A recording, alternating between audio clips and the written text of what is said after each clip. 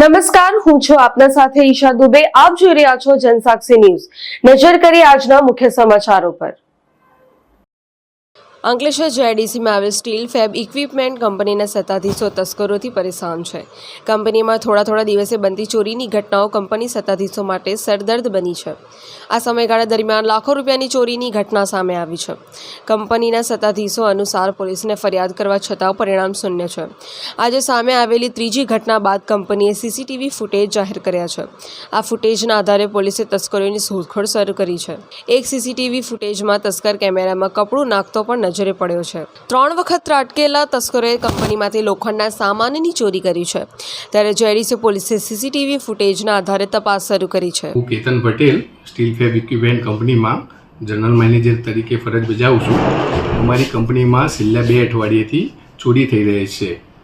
પહેલી ચોરી 8/9/2025ના રોજ થયેલ, જે સીસીટીવી કેમેરામાં કેપ્ચર થયેલ ને અંદાજે 1,50,000ની ચોરી થયેલ. એની જાણ અમે પોલીસ સ્ટેશનમાં કરેલી.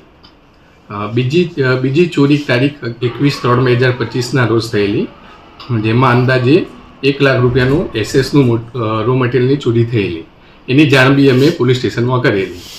આજે વહેલી સવારે 4 વાગ્યાના અરસામાં ફરી કંપનીમાં પ્રવેશ કરી ચોરીનો અંજામ આપ્યો હતો.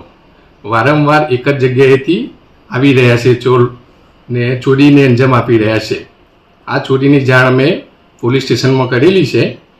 અમારી પોલીસને વિનંતી છે કે આનો વહેલી તકે ઉકેલ લાવે. પિન્ટુ મોદી, જનસાક્ષી ન્યૂઝ, અંકલેશ્વર.